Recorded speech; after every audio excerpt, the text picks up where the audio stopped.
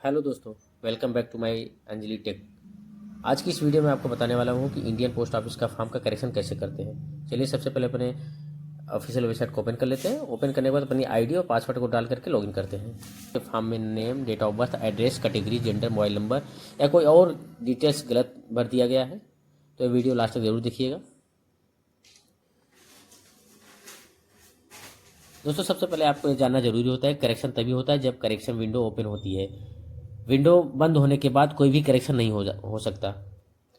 तो आप ये जान लीजिए कि 2 दिन के लिए आपकी वेबसाइट खुली हुई है, 18 फरवरी 2026, 19 फरवरी 2026। इसके बाद आप कोई भी करेक्शन नहीं कर सकते। तो जितने भी छात्र अभी तक अपने फॉर्म को करेक्शन नहीं किए, उनके फॉर्म में गलती हो गई है, तो ये वीडियो जरूर देखें और जल्द से जल्द अपना करेक्शन कर लें।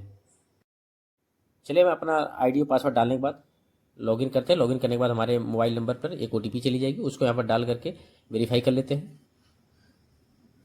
तो आप देख सकते हैं मैंने ओटीपी डाल करके वेरीफाई कर लिया है और मेरा अगला डैशबोर्ड खुल जाएगा। अब देख सकते हैं मेरा डैशबोर्ड खुल गया। अब यहाँ पर सबसे पहला पॉपअप लिखा है माई एप्लीकेशन और दूसरा जो है वो एडिट एप्लीकेशन है। अब मुझे एडिट एप्लीकेशन पर क्लिक करने हैं। एडिट एप्लीकेशन क्लिक करने के बाद दोस्तों वहाँ सेलेक्ट नोटिफिकेशन क्लिक करके अब यहाँ पर दे रहा है कि अगर एक बार आप फॉर्म को ओपन कर लेते हैं, ओपन करने के बाद आपको फॉर्म को पूरा सबमिट करना होगा। सबमिट करने के बाद ही आपका फॉर्म कंप्लीट माना जाएगा। अगर आप आधे छोड़ देते हैं तो आपका फॉर्म रिजेक्ट हो जाएगा, पूरा कंप्लीट नहीं माना जाएगा।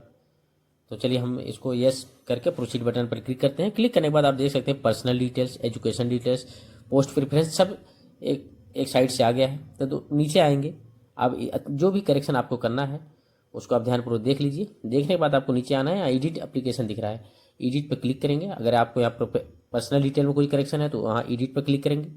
अगर इसमें पर्सनल में कुछ नहीं है तो नेक्स्ट बटन पर क्लिक करके आगे बढ़ेंगे। तो मेरा पर्सनल में कुछ नहीं है तो आगे बढ़ते हैं। अब यहाँ क्वालिफिकेशन डिटेल पर हम आते हैं। तो क्वालिफिकेशन डिटेल्स में हमारा जो भी करेक्शन था मैं उसको सही कर ले रहा हूँ।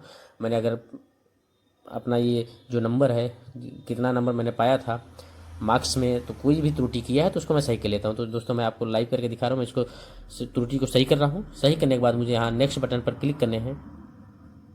अगर आप इतना करके इसी पे छोड़ देंगे तो आपका फॉर्म अधूरा माना जाएगा। अब चलिए मैं सेव एंड नेक्स्ट बटन पर क्लिक करते हैं। तो आप देख सकते हैं कन्फर्म करने के लिए बोल रहा है यस। तो ये सक्सेसफुल हो गया है, सेव सक्सेसफुल हो गया। अब दूसरा ऑप्शन खुल गया है कि मुझे यहाँ प्रेफरेंस चूज करने है। तो दोस्तों हमें प्रेफरेंस भी अपना चूज करना है। अपना जो भी स्टेट में आप हैं उस स्टेट का नाम डाल करके आप जिस डिस्ट्रिक्ट का प्रेफरेंस लेना चाहते हैं उस डिस्ट्रिक्ट का नाम सर्च करके आप अपना प्रेफरेंस दोबारा से पोस्ट अप्लाई कर सकते हैं। तो मैंने दूसरा ज़िला चूज करके जो भी मुझे डालना था, जो भी आपको डालना है, डाल करके अपना प्रेफरेंस चूज करेंगे। प्रेफरेंस आप अपने हिसाब से चूज करेंगे, जो भी आपको लगे, आपके जो भी आपकी कैटेगरी का जितना ज़्यादा पोस्ट हो उसी हिसाब से अपना यहाँ नंबर प्रेफरेंस चूज करेंगे। चूज करने के बाद दोस्तों आपका अगला स्टेप आएगा सेव एंड नेक्स्ट का। इसको भी सेव करने का ऑप्शन आएगा। तो चलिए मैं बारी बारी से सबसे पहले आपको दिखा देता हूँ। अब मैंने प्रेफरेंस को सेव कर लिया है। अब उसके बाद मेरा नेक्स्ट प्रीव्यू का ऑप्शन आ गया। मैं प्रीव्यू अच्छे से चेक करूँगा। चेक करने के बाद दोस्तों तब हम आगे बढ़ेंगे। दोस्तों सबमिट एप्लीकेशन हम करेंगे। आप देख सकते हैं मेरा फॉर्म सबमिट हो चुका है। इसका कोई पेमेंट नहीं लगेगा दोस्तों। तो धन्यवाद दोस्तों, अब मिलते हैं आपसे अगले वीडियो में। तब तक के लिए धन्यवाद। जय हिंद।